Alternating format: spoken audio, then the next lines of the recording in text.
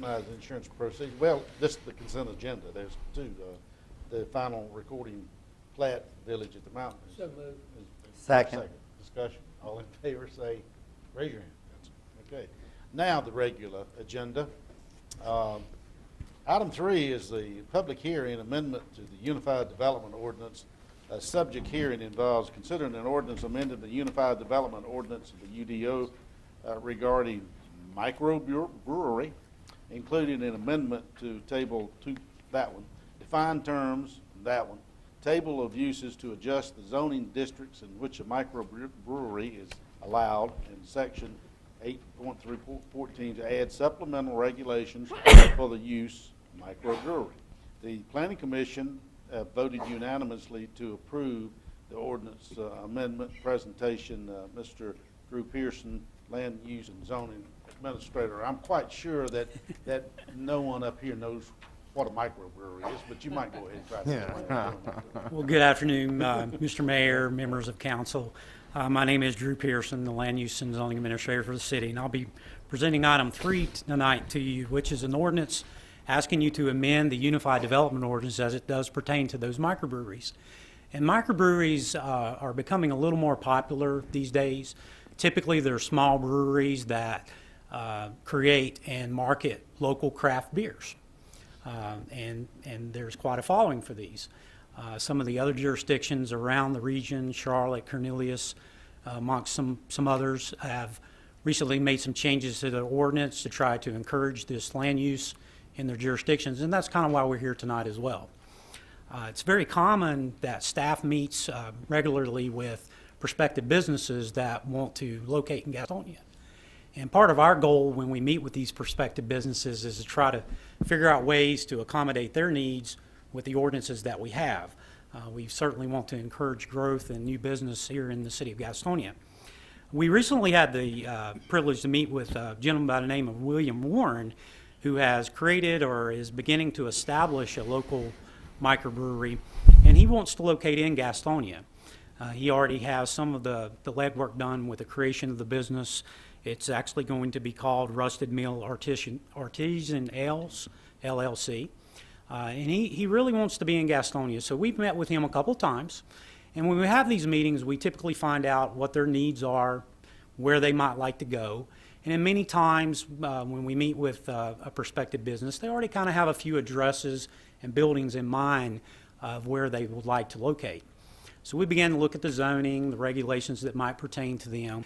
And when we met with Mr. Warren, we were able to figure out that, hey, our ordinance will accommodate the business that he wants to do, but it would accommodate it under more of a category or land use term, manufactured goods class 1. And that kind of pushed it all into the industrial zones. It's very common, like with the other jurisdictions and in the industry of microbreweries, they aren't always located in industrial parks themselves or industrial zones. It's very commonplace to find these in commercial districts. So we began to look at our ordinance to see how we could accommodate, or if we could accommodate it in more of a commercial setting. One of the properties, even though he did find properties that we could permit him in under the current ordinance, he did find one property he was really interested in that was in our C3 general commercial zone. So we wanted to take a look at that. So when we have these meetings again, sometimes we begin to learn things about the ordinance and things that seem to be a little outdated or maybe need to be adjusted to keep up with the consistency of the industries and the other jurisdictions of what they're doing, and really try to promote and accommodate new business growth. We came up with 2 other use categories beside the manufactured goods class 1. Well, of course, we already have the microbrewery, which is a good start, but we also have the term brew pub. Brew pubs, they brew the beer there on site, but they're typically associated with a restaurant. And we found that when we looked at the definition of microbrewery, microbrewery also had a requirement for food, like a restaurant as well. So it really kind of mirrored what was already in the ordinance with the brew pub, whereas most microbreweries don't necessarily serve food. They typically have a tap room or a tasting room, which is a small part of an accessory use of the overall business, and they use that tap room and tasting room to try to promote their brands that they're creating. and build a following for those so that they can go out and wholesale and retail those local craft beers in restaurants and other retail establishments. So in looking at the ordinance, we really felt like we needed to take a look at the microbrewery and bring forth a proposed amendment to council. And we did that in 3 different areas of the ordinance as it pertains to microbrewery. We first began to look at the definition of microbrewery because we didn't really feel like that requirement for the food should be there. We looked at the ordinance that Charlotte recently adopted. We've looked at Cornelius's ordinance and several other jurisdictional ordinances, and the term microbrewery typically never has food as a requirement.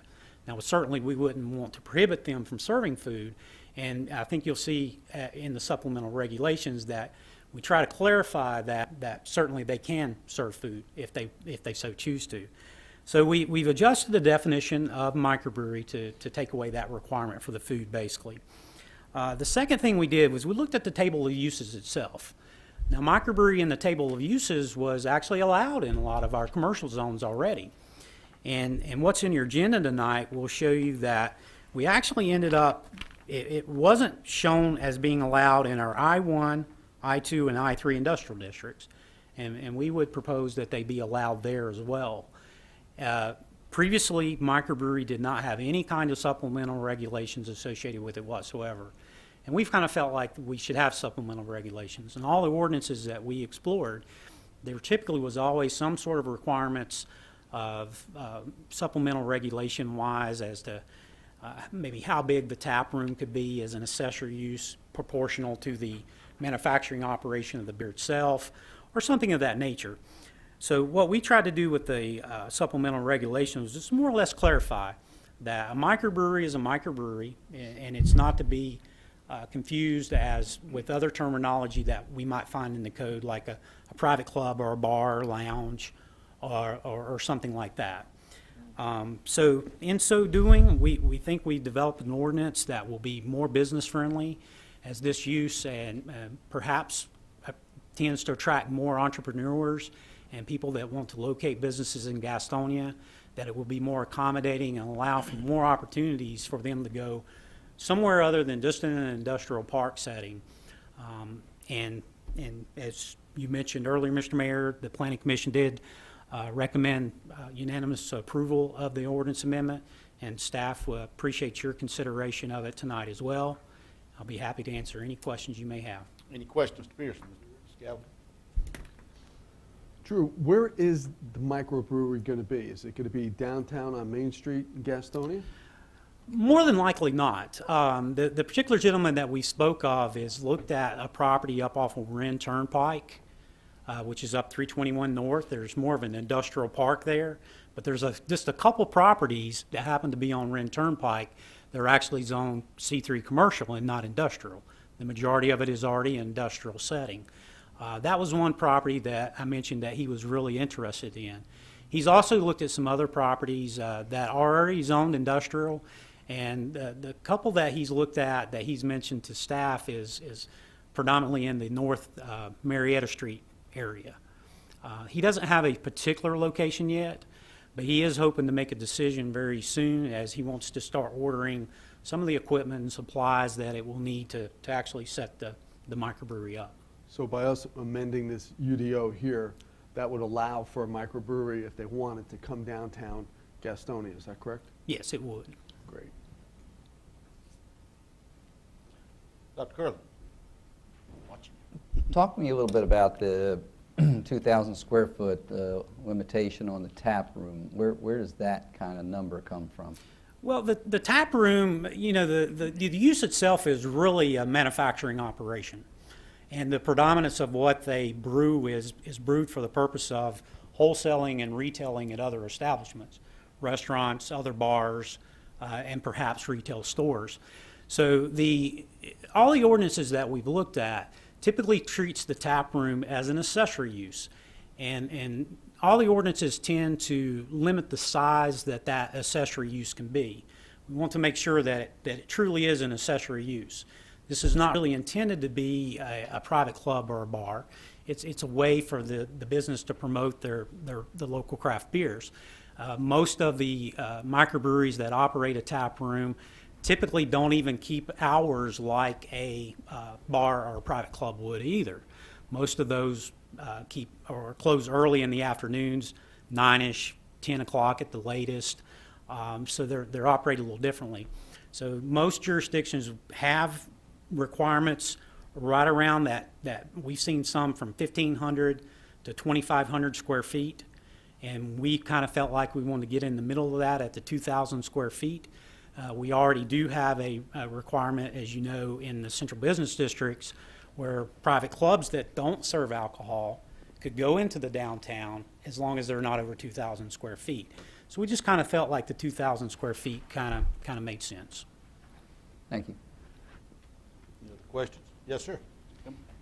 And this would also allow, for example, the renting out of a particular room for a private party, not being a private club, but for a singular evening or event. None of the ordinances that we explored and our research would indicate that that's not something that typically the microbrewery would do. It foremost is a manufacturing operation, and the purpose of the tap room is really to promote the tasting of these new brews that they come up with, new styles, new brands, to try to get a feel of what the acceptance of that will be. So most of the facilities don't operate in that way, and we didn't actually discuss, would this ordinance allow somebody to do that or not? The reason I bring that up, Drew, about a year ago, I donated one of my vintage motorcycles and for bladder cancer research, and the fellow that ended up buying it, long story short, my bike is in a private tasting room in Bakersfield, California now, hanging from the ceiling. Nice.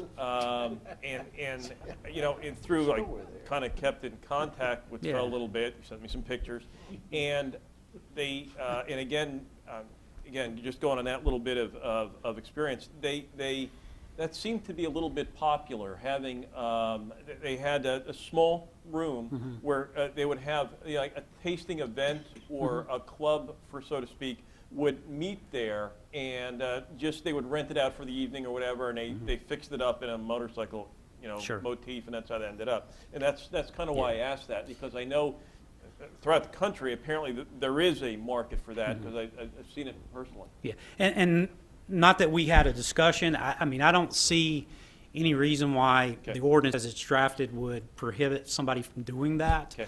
As you go from state to state, the ALE laws are a little different. North Carolina is certainly different from some. When somebody gets a brewer's license or ALE permit through the state of North Carolina, they have some specific standards on how that tap room operates, which is really controlled more at a state level and through our local ALE agent, who would be monitoring that more so than zoning.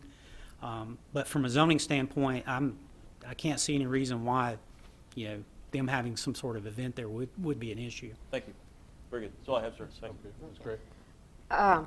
First of all, I would like to say thank you to the staff to look at when something comes to the city, that we look at our ordinances and we say, how can we make this work? And I think this is a great example of saying, we didn't have an ordinance for it. We need to change that ordinance, and that UDO is a living document. Okay? So anytime that we can be more business friendly, I think we have a responsibility and an obligation to do that. And I think that's what this is showing right here. So I would make a motion to take the staff's recommendation and approve this ordinance. I will second. Discussion? Yes. Yes, sir. Just one last question, and that's, again, based upon the definition that we have in this ordinance, which says that the tasting room will act as an on-site consumption without any retail sales at all. Is that something that, again, is at this point, is that controlled by the state's alcohol laws right now? Yes, the operator of a business or a microbrewery or a brewery, there's actually different ways that you get permitted through the state of North Carolina, the ALE permits. And you could be a private club, you can be a restaurant, you can be a conference center like we have, you can be a brewery. So there is an actual brewer's permit, and there's specific guidelines that holder of that permit has to follow. The ALE permit will allow them to have the tap room or the tasting room, and it has some guidelines as to how it operates. So that will be controlled by the state. The only reason I ask that question is because I know in South Carolina, they're able to sell, I don't know what, amounts, but I know that, the microbreweries there also can sell, whether it be six-packs or growlers or whatever on site. Yeah, So it's my understanding that is a possibility in North Carolina as well, that they can also, the brewer's permit would also have it's either a separate little permit or it's a side note of that permit, which will allow them to actually do retail sales. So if they had some sort of bottling operation or a keg operation where I could actually come in and retail and take away for off-site consumption at home or at a function I might be having somewhere, typically they can do those kinds of retail sales as well. would that require a change in our local ordinance No. then? Okay, It would be allowed under what we have here. okay, thank you. Any other questions? I think that I need to declare the hearing open before we vote, the public hearing open. That was an oversight on my part. There's a motion, there's a second, there's been discussion. Any other discussion? If not, all in favor of the ordinance change? Raise your hand, please. Okay. Opposed? Okay. Thank you, sir. Thank you. Put it together. Okay, item 4, Madam